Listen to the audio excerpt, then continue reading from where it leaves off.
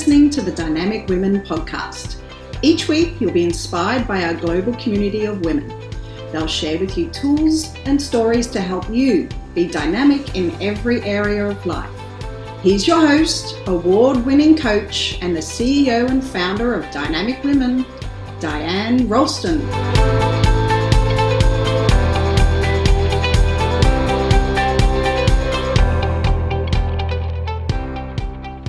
Hello, lovely dynamic women, and welcome to the Dynamic Women podcast. I am Diane Rolston, your host, and I'm going to talk today about the 5 mistakes that people are making regarding their target market, or maybe things that are confusing or annoying to you.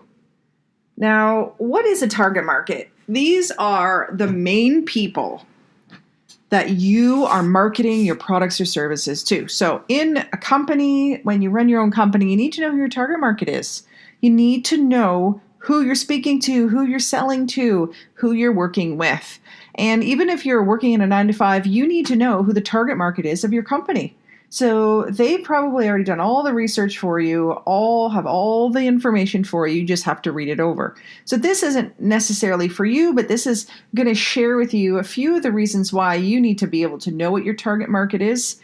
And a lot of the things I'm going over today are actual complaints, actual problems that my clients are facing. Or some people in my audiences, when I speak, I hear them, they come up to me, they tell me these different things. They either know that this is their own problem and that's their annoyance with target market, or it's something I end up telling them because they aren't seeing it. And to be brutally honest, these are also things that I have faced in my journey as a coach, in running my women's community, as a speaker, under so many different ways. I have also suffered from these. So there is the truth of that. And so I'm going to go through them and I'm going to tell you what the issue is, the mistake is. I'm going to tell you why, this can be a disadvantage for you. And then hopefully give you a reason, a benefit to getting away from it, moving away from this, and a solution so that you can feel confident moving forward with your target market. Now, when you have the right target market, it's going to make your marketing easier, it's going to make your sales easier, and the results are going to be higher for you. So the first thing that I see, and you probably have heard this many times, is that people choose a target market that is basically everyone. Number one, your target market is actually everyone. That's the problem. That's the mistake. Now, what some people are feeling is, well, I don't want to go too narrow. I don't want to limit myself. I can work with everyone. Yes, you can work with everyone, but trying to market and write copy for everyone is extremely difficult. For example, if you are selling a coffee mug, like a travel mug, to everyone, because everyone can buy that. You then can't decide, if you don't know who you're marketing to, you can't decide what colors to make it. You can't decide what the main features are that would be a benefit to your clients. You've got the busy mom. Well, she needs to hear that this travel mug, that this container will keep her coffee warm forever, because we know that busy moms, busy dads, are often interrupted in drinking their coffees and need to be able to reheat it many times. So in a travel mug, it's a lot better. Now, if you choose all women rather than choosing moms, then it's maybe going to be hard to figure this out. Also, if you think about women who are working in a 9-to-5, who are at a set place, they're probably thinking about, I want this travel mug to be good on the way to work. If they are traveling continuously, maybe having family photos on there would be important, or other inspirational messages. So if you don't go narrow, you can't write copy, you can't really sell or promote the benefits to your market. Now, it's funny, when I started off as a coach, they said, pick a market. And we're like, we can coach for anyone. And I totally fell into that until I heard that out there in the world, there is a coach who coaches for herpes. Now, maybe not the topic you want to hear about, but this is a very obvious example of how you can go super narrow. And wouldn't you, if you had herpes, want to be going to the exact person that coaches specifically on this? You'd know you weren't judged. You knew you didn't have to share this information. They already knew that that's why you were hiring them. And you knew you'd be taken care of because they had the best expertise in it. So that's what it does. It helps people to find you. So don't be afraid to go narrow. So if you say you work with females working a 9 to 5, that is not narrow enough. What age are they? Are they married? Do they have kids? Are they making 6 figures, multiple 6 figures, or are they making 40, 50,000? It makes them completely different. Then their psychographics can be completely different. So that's the first one. First mistake is too broad. The solution, get narrower. And the fun thing is, you can choose a narrow market for now, for this season. You can feel what it's like. You can see how it goes and then make changes as necessary. The second mistake that people make is they narrow it down, but they narrow it to 2 great markets. Now, often in businesses, you'll have a primary market and a secondary market, and maybe you'll go into a third or fourth market. But you have to have a primary market. Even if you have 2 great markets, you need to pick one specifically. What you maybe end up doing is having different websites for the different markets. Now, for example, I work with business owners. I often work with female leaders as well, though, that are working in corporate. So they are very different. How I market to them can be different because one of them is in that 9 to 5 and one's building their own business. And so when I go to write my copy, though, I write to the woman who is a leader, a high achiever, a woman who is, pulled in a million directions, overwhelmed, overworked, wants more balance. Those characteristics of those 2 women in those 2 different markets can be similar. However, when you have 2 great ones, you can't market well to either. For example, as a speaker, is my sizzle reel for the audience members to be excited about attending with me and listening to what I have to teach? Or is the sizzle reel for the corporate event planners who are hiring me? Like the wording is completely different in that video. And so I have to decide which one am I marketing to?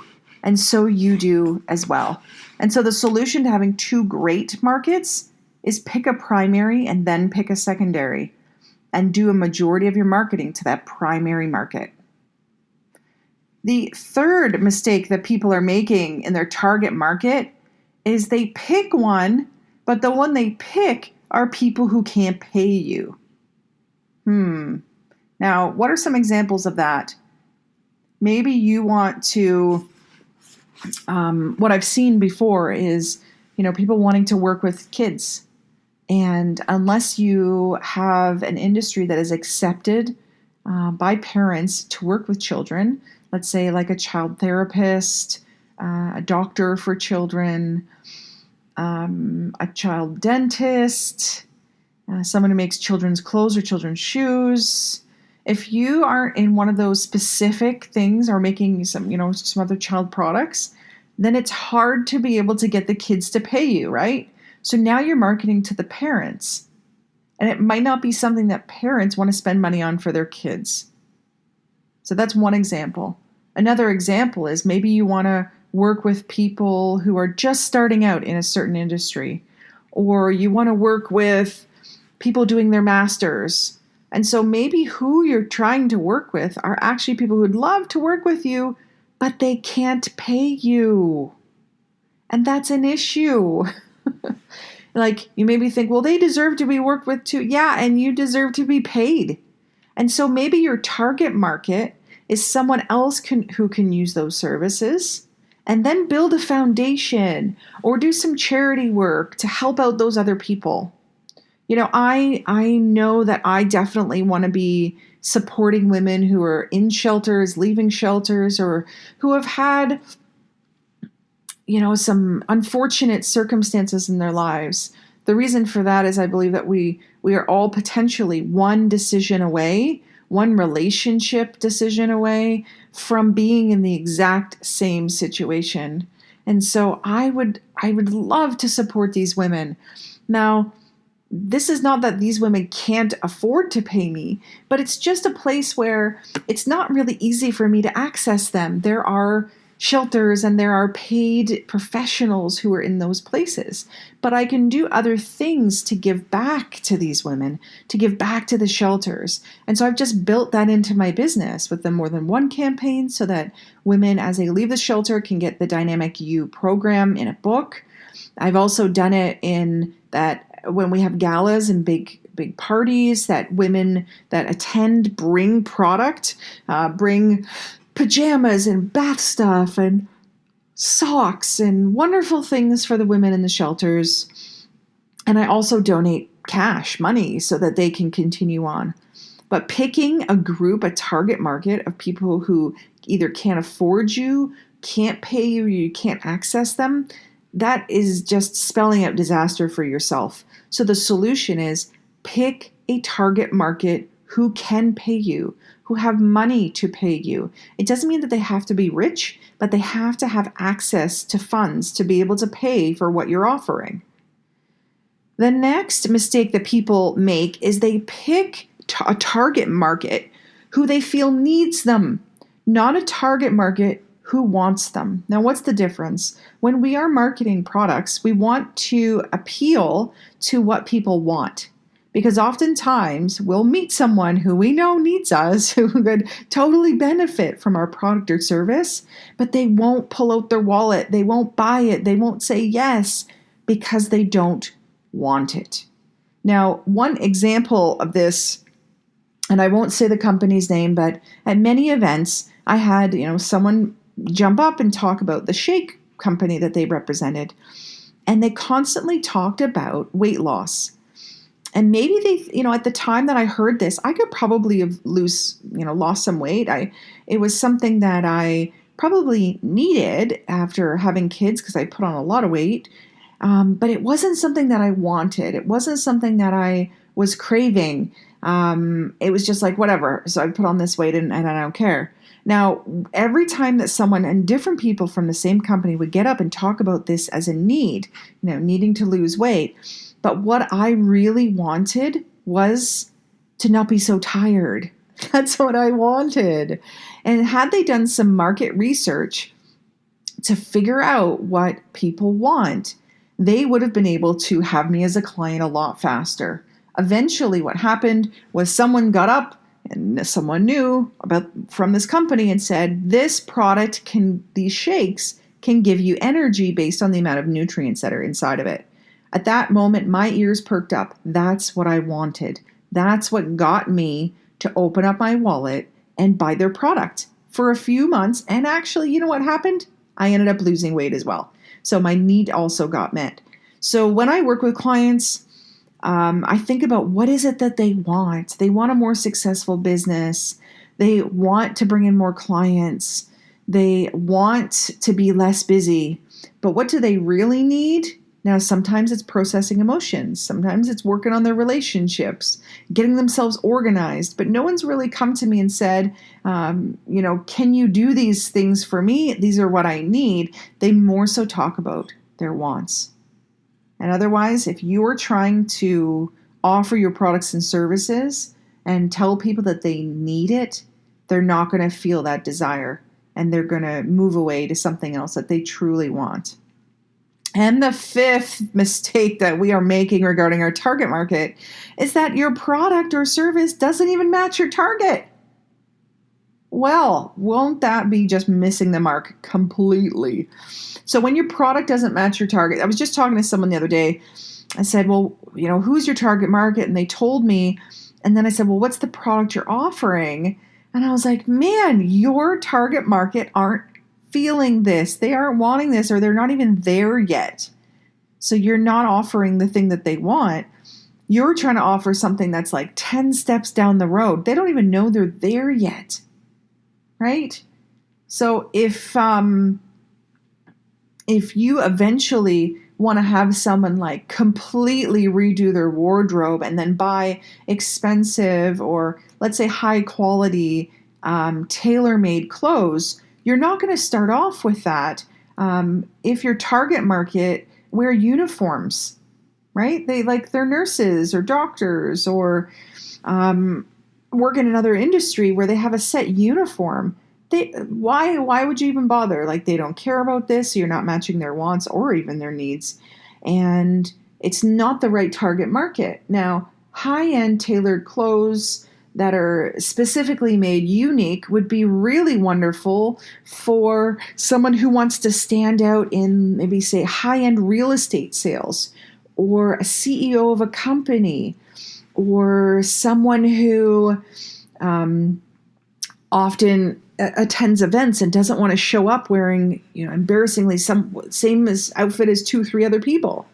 So make sure that your product is exactly what your target audience needs. And if you're set on your product, then change your target market if they don't match. But if you are set on your target market and you haven't chosen a product or a service, or you haven't fully defined it, like let's say you do workshops or talks, then you know that you can change those and still deliver them in the modality that you want, but you're just going to change what it is. If we go back to the travel mug idea, if you had a cheap travel mug, then your target market are not those people that are looking for higher end products. But if you had a very unique or personally branded travel mug, and by personal I mean for the person, not your brand, then that's something that someone who is looking for that higher end product would be going for, right? So think about it. Does your product match your target market?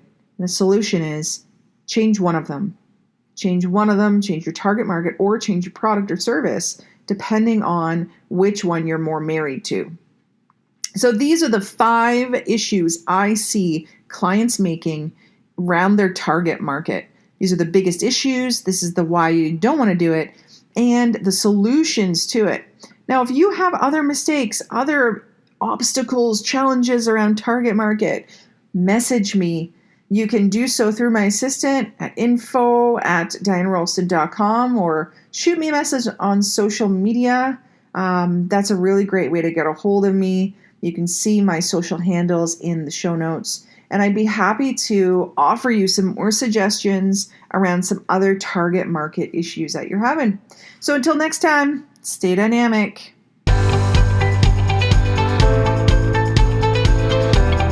Thank you, Dynamic Women, for joining us today.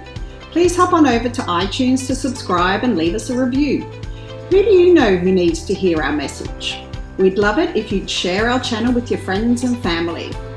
If you're ready to be more dynamic, have more balance and more success, head over to www.dynamicwomenclub.com/free gift for your Key to Success book. Stay dynamic.